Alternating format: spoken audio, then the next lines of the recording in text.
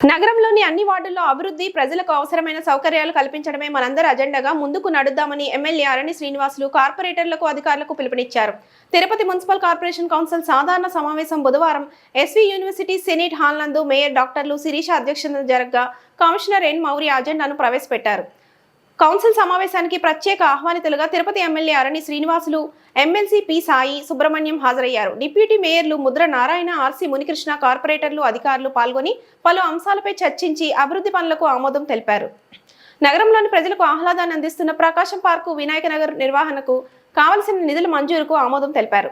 వర్గాల నేపథ్యంలో నగరంలోని ప్రధాన కాలువల్లో చెత్త, మట్టి తొలగించేందుకు ఆయా వార్డుల్లో కమిషనర్ పర్యటనలో వచ్చిన సమస్యలు, కార్పొరేటర్ల వినతి మేరకు సీసీ రోడ్ల ఏర్పాటుకు, డ్రైనేజీ కాలువల నిర్మాణానికి, వర్షపు నీరు సజావుగా వెళ్లేందుకు కాలువల నిర్మాణానికి, అధికారుల అద్దె వాహనాలకు, వీధి దీపాల విభాగంలో అవుట్సోర్సింగ్ పై పనిచేస్తున్న 38 మందికి 3,000 రూపాయల వంతున అదనంగా ఇచ్చేందుకు ఆమోదం తెలిపారు.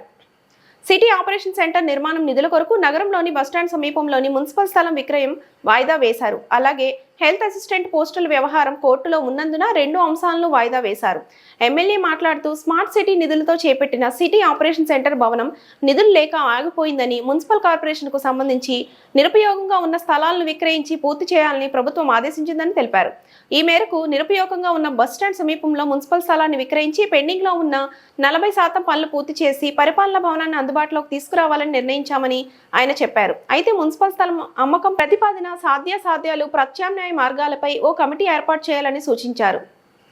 ఈ కమిటీ 15 రోజుల్లో నివేదిక సిద్ధం చేశాక మరోసారి కౌన్సిల్ సమావేశమే నిర్ణయం తీసుకుంటుందని ఆయన చెప్పారు.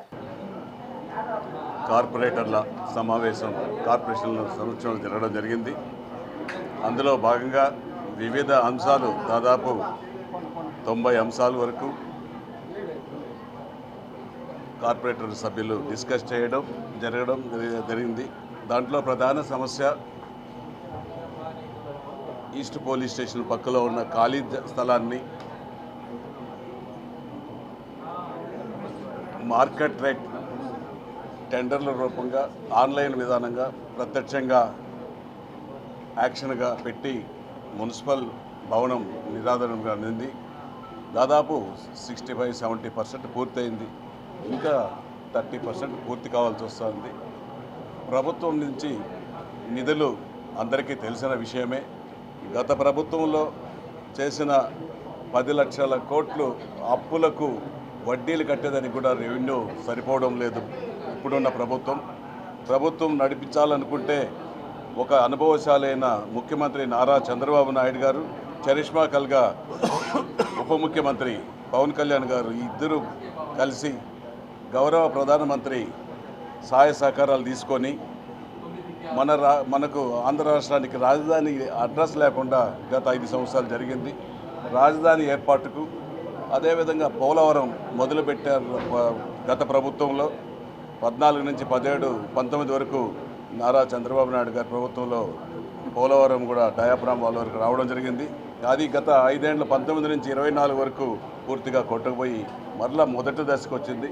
దాన్ని కూడా 2027వ సంవత్సరానికి పూర్తి చేసే దిశగా కేంద్ర నిధులతో, గౌరవ ప్రధాని గారి ఆశీస్సులతో ఒక పక్క అమరావతి, ఇంకో పక్క పోలవరం డ్యాం రాష్ట్రానికి రెండు కళ్ళుగా తయారు చేయాలనేసి ముఖ్యమంత్రి గారి యొక్క ఆలోచన.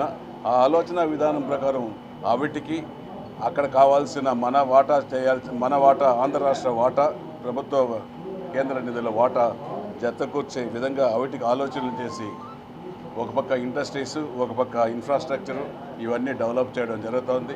అందులో భాగంగా రాష్ట్రంలో కార్పొరేషన్లో మొదలుపెట్టి గత ప్రభుత్వంలో ఫౌండేషన్ స్టోన్ 2019లో నారా చంద్రబాబు నాయుడు గారు ఫౌండేషన్ వేసిన స్థలం కార్పొరేషను గరుడ వారధి, తిరుపతి ముఖ్యము రెండు కళ్ళు ఇవి కూడా. ఇది పూర్తవ్వాలి. గరుడ వారధి పూర్తయింది. కార్పొరేషన్ బిల్డింగ్ పూర్తి కావాల్సి వస్తుంది. దాన్ని ఏదో ఒక రూపంలో ప్రభుత్వం నిర్ణయం తీసుకున్నది. నిరుపయోగంగా ఉన్న భూములను ఐడెంటిఫై చేయండి. మున్సిపల్ కార్పొరేషన్ పరిధిలో నిరుపయోగంగా ఉన్న భూములు, ప్రభుత్వానికి అవసరం లేని భూములు, దానిపైన ఇప్పుడు మన ఈస్ట్ పోలీస్ స్టేషన్ పక్కలో ఒక 40 సెంట్ల వరకు ఐడెంటిఫై చేయడం జరిగింది. దాన్ని అమ్మాలనేసి కూడా పెట్టారు. గౌరవ సభ్యులు వారి అభిప్రాయాలు చెప్పడం జరిగింది. దాన్ని ఒక 10 రోజులు 15 రోజులు వాయిదా వేసి ఒక కమిటీ వేసి మరలా అప్రూవ్ చేయాలా వద్దా అనేది ఆ మీటింగ్లో నిర్ణయాలు తీసుకుంటామనేసి చెప్పడం జరిగిందనేసి కూడా ఈ సందర్భంగా తెలియజేసుకుంటున్నా.